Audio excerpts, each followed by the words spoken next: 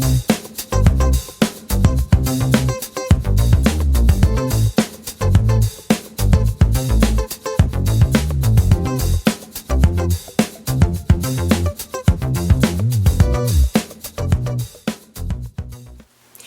and welcome to another edition of I Want to Cook. Today's topic is indeed mushrooms. I am sure you have had a mushroom before, but today I'm going to tell you 5 reasons why you should be cooking and eating mushrooms more. Let's get into it.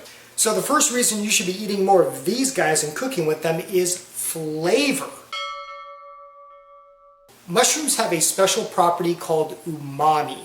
So umami is often called the 5th flavor profile, and the other 4 are salty, sweet, bitter, and sour. And umami is often described as a savory sensation. If you've ever had soy sauce, you've tasted this. Savory is often associated with kind of this meaty profile.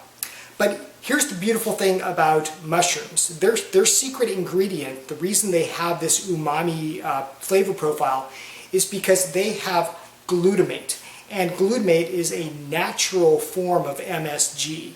Now, this natural form of glutamate not only makes these guys taste better, but it makes any foods they're cooked with taste better too. So it's like this awesome secret ingredient where it really brings out the best in whatever they're cooked with. The second reason I like using mushrooms is because they're just so darn versatile. You can have them raw in salads, you can bake them, you can roast them. I like to personally saute them and use them in omelets and quesadillas. They're also really good simmered in a sauce, such as my marinara sauce. And if you have never made a marinara sauce before, I've got a really easy recipe called my 30-minute marvelous marinara that I'll link in the description below. It's really wonderful cooked in that.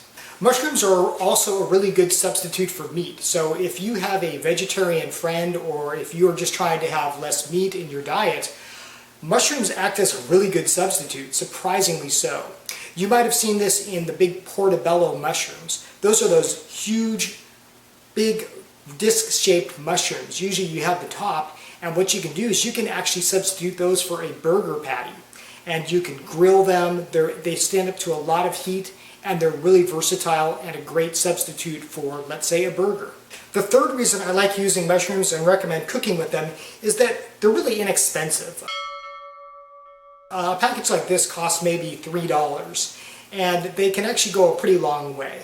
Now, I shouldn't have to tell you, if you're going to be cooking with mushrooms, buy them in a store. That thing that's growing out in your lawn, do not pick that and try to eat it. Mushrooms can also be really toxic and poisonous if you're just seeing a mushroom out in the wild. So leave that to the professionals and only buy mushrooms in the store. Reason number 4 is variety. There are thousands of different types of mushrooms, and they have been harvested and eaten since the ancient times. So today you can commonly find just basic white mushrooms like this that most people are familiar with. But I'd also encourage you to experiment and try some of the other ones like shiitake mushrooms, the portobello mushrooms that I just mentioned. And in addition to finding mushrooms fresh and readily available at just about any store, you can also find them canned, frozen, and even dried. So if you don't have access to fresh mushrooms, you can always have a can on hand, and it's going to be really good as well. Okay, and reason number 5 to be eating and cooking with mushrooms is that they're actually really good for you. And they're good not only in what they have in them, but also what they don't have in them. Mushrooms don't have a bunch of fat, they don't have a bunch of calories, but what they do have is fiber, vitamins, and minerals, including ones like copper. Mushrooms are also, of course, gluten-free because they don't have wheat in them, and they're also vegan. So if you're cooking for people with diets like that, or you yourself are gluten-free or vegan, mushrooms are a really great way to go. Finally, a couple tips for when you're buying and working with mushrooms. I like to buy mushrooms whole, either in a package like this or individually. I don't like buying sliced mushrooms. That's because that means there's more surface area that's exposed to the air, and they can become slimy. So when you're buying your whole mushrooms, look for ones that are nice and firm and that are not slimy. You don't want slimy mushrooms. Nobody wants slimy mushrooms. And then after you have them and you want to slice them up, you can do that yourself. They're actually really easy to slice up. And here's the best way I have found to cut mushrooms. Remember, just like any fruit or vegetable, and I did a video on this, the easiest way to do it is to cut it, get a nice flat surface, and then from there, you can make your cuts nice and safely. And I did a whole video on how to safely cut fruits and vegetables. You can check that out, and I'll link it in the description below.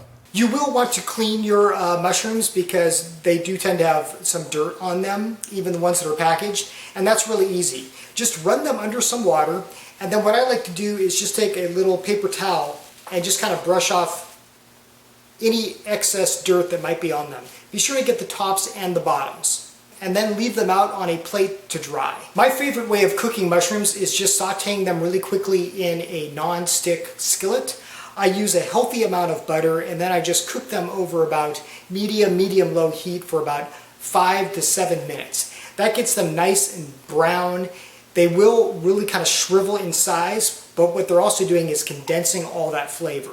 They're absolutely delicious. I like to use mine in omelets. They're also great as just a side dish. Mushrooms do go really well with meat. Served on top of steak, they're delicious and a really good complement. So there you go. Those are my 5 reasons that you should be cooking and eating mushrooms more. Hey, do you like mushrooms? Let me know in the comments below what works for you, what doesn't, your favorite mushroom, any recipe that you like with it. If you have a question about something in the kitchen or there's a recipe that you just kind of been wondering about, let me know in the comments below and maybe I'll get to it in a future episode. Thanks for watching, and I will see you next time on I Want to Cook.